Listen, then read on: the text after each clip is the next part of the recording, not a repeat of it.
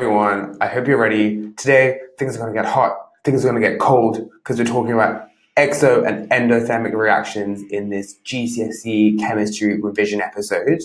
Really important topic. It's also important if you're going on to if you're interested in A-level chemistry, it comes up a lot there. So really good to get a good foundation, and it's also going to feature a lot on your GCSE exam. So let's get into it. What are exothermic reactions? Basically, they are reactions where energy from the reacting chemicals is transferred to the surroundings. That's going to cause the surroundings to increase in temperature. Okay, so good examples of this are combustion, which is just like burning, neutralization reactions between an acid and a base, and oxidation. Whereas an endothermic reaction, that's just the opposite. So that's when energy from the surroundings is transferred to the reacting chemicals. So it's kind of like the chemicals are stealing energy from the surroundings. So that's going to make the surroundings cooler. So the temperature is going to decrease. Good examples of this are thermal decomposition and the reaction between citric acid and sodium hydrogen carbonate, which you might have done in your chemistry lab. So, key point, in all chemical reactions, we can't create or destroy energy, right? We can only say that energy is transferred or conserved. Either one of those is fine. And do we remember the two types of reactions? Exothermic and endothermic. Perfect. So let's look at an example of an exothermic reaction. We've got combustion, which is just burning. Another one is oxidation. Do we know what oxidation is? It's whenever we lose electrons.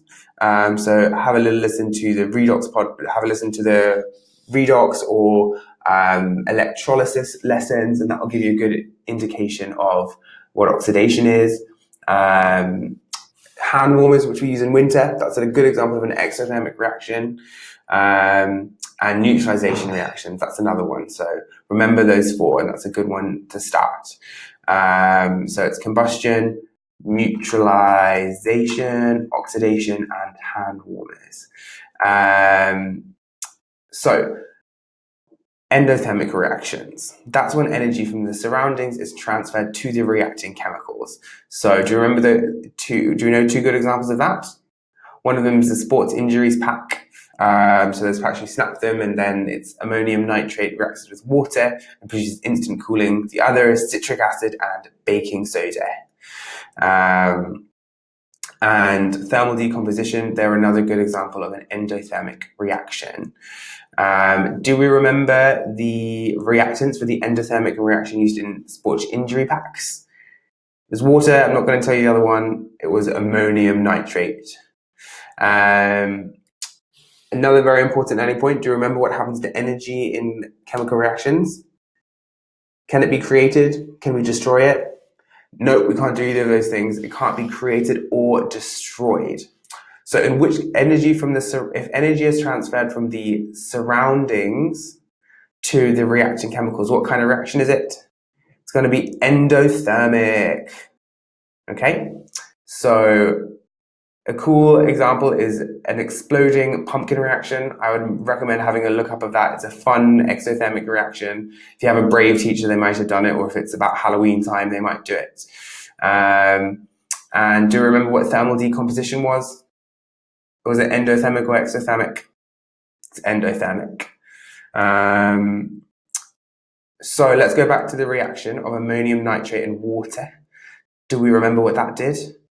It produces instant cooling. It's an endothermic reaction used in sports packs. So if we're transferring energy to the surroundings, do we know what kind of reaction that is? Exothermic. And what's going to happen to the temperature of the surroundings? It's going to increase in temperature. Boom. So that's a very quick overview of exo and endothermic reactions. Hope it was useful. Let me know what you think. And good luck on your revision conquest.